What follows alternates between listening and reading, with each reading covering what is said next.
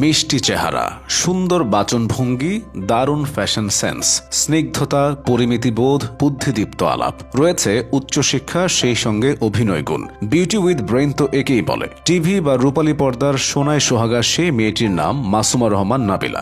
দেশ জুড়ে তিনি পরিচিত নাবিলা নামে। শুরুটা টেলিভিশন পর্দায় বিজ্ঞাপন দিয়ে, এরপর আসেন অনুষ্ঠান উপস্থাপনায়। দীর্ঘ সময় ধরে সঞ্চালনার কাজ করেছেন, টিভিতে করে যাচ্ছেন এখনো। কুইজ শো, লাইভ গানের অনুষ্ঠান, রান্না, রিয়েলিটি শো, সাক্ষাৎকার, স্পোর্টস শো, ইভেন্ট আয়োজন, সব ধরনের অনুষ্ঠানে উপস্থাপনার কাজ সামলেছেন তিনি শক্ত হাতে। কিন্তু কোনো একটিতে থেমে থাকার পাত্র নন নাবিলা। একদিন দেখা গেল নাটকে আবার প্রতিষ্ঠা পেয়েছেন শিল্পের সবচেয়ে বড় ক্যানভাস সিনেমা। 30-এর আগেই নায়িকার ভূমিকায় দেখা যায় তরুণীদের, কিন্তু সিনেমায় তার শুরু 30-এর পর। 2016 সালে 31 বছর বয়সে মুক্তি পাওয়া প্রথম সিনেমা আয়নাবাজিতে ঝড় বইয়ে দেন। শারাফাত করিম আয়না চরিত্রের চঞ্চল চৌধুরীর বিপরীতে হৃদি চরিত্র ধারণকারী নাবিলা দর্শকদের মনে দাগ কাটেন। দর্শক হৃদয়ে গেড়ে বসেন স্থায়ী আসন।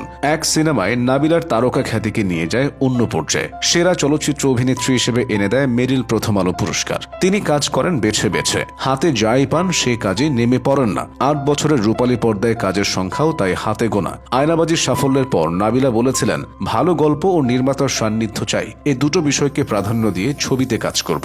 অনেক ছবির অফার ছিল, কিন্তু গল্পে নতুন কিছু ছিল না বলে কাজ করেননি। তার চেয়ে বিভিন্ন স্টেজ শো ও টেলিভিশনের উপস্থাপনাতেই সময় দিয়েছেন বেশি। চঞ্চল চৌধুরীর সঙ্গে রাজস্ব বোর্ডের উদ্যোগে কর নিয়ে সচেতনতামূলক বিজ্ঞাপন করেছেন, নতুন একটি চ্যানেলের রিয়েলিটি শো করেছেন, টুকটাক ফটোশুটও করছেন। এভাবেই কেটে যায় 4 বছর। 2020 সালে নাবিলাকে ফের দেখা যায় 1975 অ্যান আনটোল্ড স্টোরিতে। পরের বছর সরকারি অনুদানপ্রাপ্ত সিনেমা 49 বাতাসেও অভিনয় করেন তিনি। তারপর তুফান।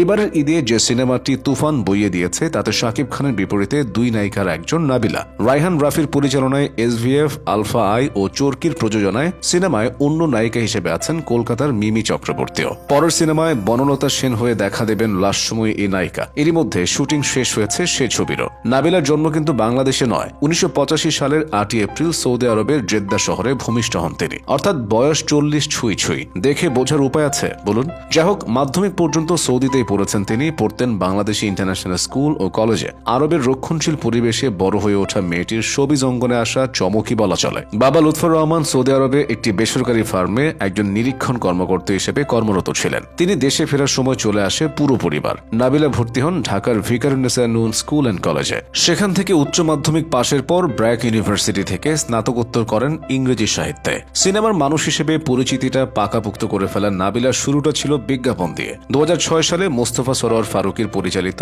শার্প ব্লেডের বিজ্ঞাপনের মডেল হন তিনি। এরপর তাকে দেখা যায় fair and lovely, Banglalink 3G, আমিন জুয়েলার্সের বিজ্ঞাপন চিত্রে। এরপর বেশ কিছু ম্যাগাজিন এবং খবরের কাগজের প্রচ্ছদে তাকে মডেল হিসেবে দেখা যায়। তিনি ভাটিকা ন্যাচারালস ইউরোপের ব্র্যান্ড অ্যাম্বাসেডর মনোনীত হন। পরে ডাক আসে উপস্থাপনার। 2006 সালে বাংলা ভিশন চ্যানেলে এবং ক্লাসের বাইরে অনুষ্ঠানে কাজ শুরু করেন। চোখে পড়েন বোদ্ধাদের। একের পর এক অফার আসতে থাকে, উপস্থাপনার সঙ্গে চলতে থাকে মডেলিং। এরপর এনটিভির লাইভ কুইজ অনুষ্ঠান জানার আছে বলার আছে এবং বাংলা ভিশনে RJ নীরবের সঙ্গে মিউজিক টুগেদার অনুষ্ঠানটি করেন। 2011 সালে RTVতে প্রচারিত এক্সট্রা ইনিংস এবং পরে ডায়মন্ড ওয়ার্ল্ড লাকি লাইন এবং এশিয়ান টিভির স্টার ডান্স অনুষ্ঠান উপস্থাপনা করে বেশ পরিচিতি লাভ করেন তিনি। টিভি অনুষ্ঠান ছাড়াও ডাক আসতে থাকে কর্পোরেট শো ও সরকারি বেসরকারি অনুষ্ঠান থেকে। BPL উদ্বোধনী অনুষ্ঠান এবং 2020 সালে ICC বিশ্ব T20-র 20 থেকে 100 দিনের কাউন্টডাউনে উপস্থাপনা করেন তিনি।